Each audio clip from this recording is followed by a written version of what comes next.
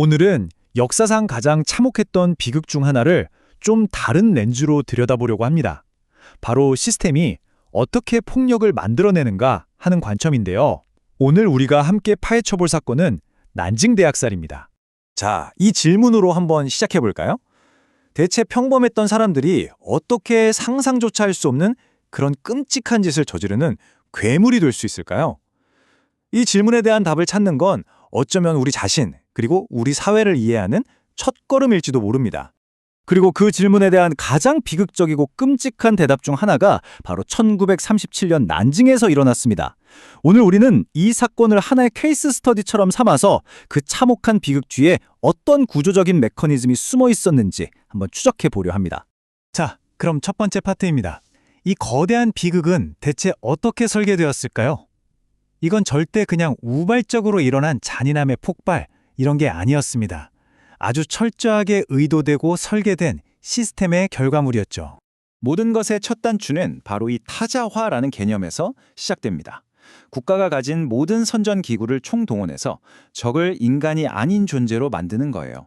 해충이라거나 짐승 같은 걸로 말이죠. 이렇게 되면 군인들은 더 이상 인간을 죽인다는 죄책감을 느낄 필요가 없어집니다. 말 그대로 도덕이라는 안전장치를 시스템이 아예 제거해버리는 거죠. 여기서 진짜 소름 돋는 지점은 이거예요.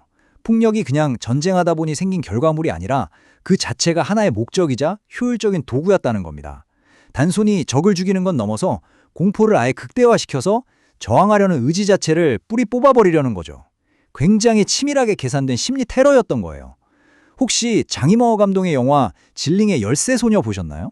거기서 바로 이 지점이 얼마나 끔찍하게 구현되는지 정말 잘 보여주죠. 시스템의 그 차가운 효율성이 만들어낸 비극인 겁니다. 그러면 한 사람 한 사람은 어떻게 이 거대한 기계의 일부가 되어갈까요? 바로 이 3단계를 거치게 됩니다. 첫째, 끊임없는 명령과 통제로 스스로 생각하는 능력을 완전히 마비시켜요. 그리고 둘째, 나라는 개인을 국가라는 거대한 기계에 이름 없는 부품으로 만들어버립니다. 마지막으로 나만 하는 게 아니잖아, 다들 하잖아 라면서 책임을 모두에게 분산시켜서 죄책감마저 싹 지워버리는 거죠. 그리고 이 모든 과정의 끝에 도달하는 게 바로 이 무서운 개념, 한나 아렌트가 말했던 악의 평범성입니다. 그러니까 거대한 악이라는 게 무슨 특별한 악마가 저지르는 게 아니라는 거예요. 그냥 생각하기를 멈추고 기계의 부품으로서 충실하게 명령만 따르는 지극히 평범한 사람들에 의해서 얼마든지 저질러질 수 있다는 거죠. 이게 바로 시스템이 개인의 영혼을 파괴하는 가장 무서운 방식입니다. 자, 폭력이 휩쓸고 지나간 뒤에는 정의에 대한 질문이 남습니다. 그런데 그 정의는 과연 누가, 그리고 어떻게 기록하는 걸까요? 국제사회의 현실은 좀 냉정하죠. 전쟁이 끝나고 재판이 열릴 때 정의의 저울추는 보편적인 가치보다는 누가 이겼는가 하는 그 권력의 힘에 따라서 기울어지는 경우가 많습니다. 이 화면이 그 비대칭성을 아주 적나라하게 보여주죠. 보세요. 똑같이 수많은 민간의 희생을 낳은 행위인데도 승전국이 하면 전략적 선택이나 필요하게 되고요. 패전국이 하면 전쟁 범죄, 학살이 됩니다. 사용하는 단어 자체가 이미 재판을 끝내버린 거나 마찬가지예요.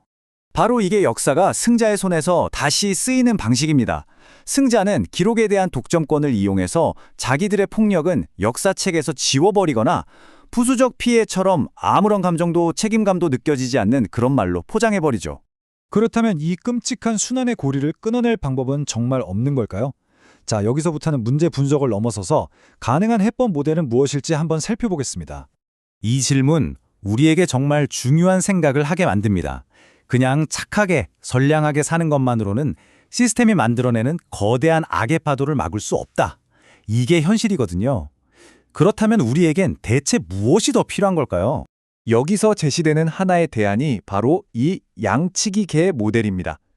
양처럼 순하기만 해서는 결국 늑대한테 잡아먹힐 뿐이잖아요. 중요한 건 늑대와 맞서 싸울 힘을 갖추는 것. 그리고 그 힘을 양들을 잡아먹는 데 쓰는 게 아니라 지키는 데 사용하는 존재가 되는 것이죠. 그래서 이 모델의 핵심은 딱 두 개의 기둥으로 이루어져 있습니다. 첫째, 폭력적인 시스템이라는 늑대에 맞설 수 있는 현실적인 힘, 다시 말해 이빨을 가져야 합니다. 그리고 둘째, 어쩌면 이게 더 중요할 수도 있는데 그 힘을 절대로 타인을 지배하기 위해서가 아니라 보호하고 존중하기 위해 써야 한다는 아주 확고한 도덕적 원칙이 있어야 해요. 힘과 도덕, 이 둘 중에 하나라도 빠지면 이 모델은 바로 실패하게 됩니다. 자, 이제 마지막으로 이 모든 이야기가 오늘을 사는 우리에게 던지는 질문은 과연 무엇인지 한번 정리해 보겠습니다. 난징대학살은 그냥 과거에 있었던 끔찍한 사건, 여기서 그치는 게 아닙니다. 이건 우리 모두를 비추는 하나의 거울이에요. 개인이 스스로 생각하는 걸 포기하고 시스템의 부품이 되기를 선택했을 때 인간성이 어디까지 파괴될 수 있는지를 보여주는 섬뜩한 경고장 같은 거죠.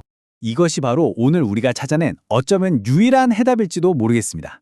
시스템의 폭력에 저항하려면 개개인이 먼저 스스로 강해져야 합니다. 하지만 그 힘은 절대로 남을 짓밟기 위한 힘이어서는 안 되겠죠. 다른 사람의 고통에 공감하고 함께하려는 그 인격적 주권을 지키기 위한 힘이어야 합니다. 결국 힘과 공감의 균형, 이게 핵심인 겁니다. 마지막 질문을 여러분께 던지면서 오늘 이야기를 마무리하겠습니다. 우리 모두는 사회라는 아주 거대한 시스템의 일부로 살아가고 있습니다. 그 안에서 여러분은 어떤 역할을 선택하시겠습니까?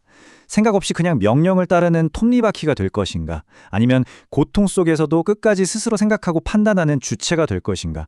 그 선택은 오롯이 우리 각자의 몫으로 남아 있습니다.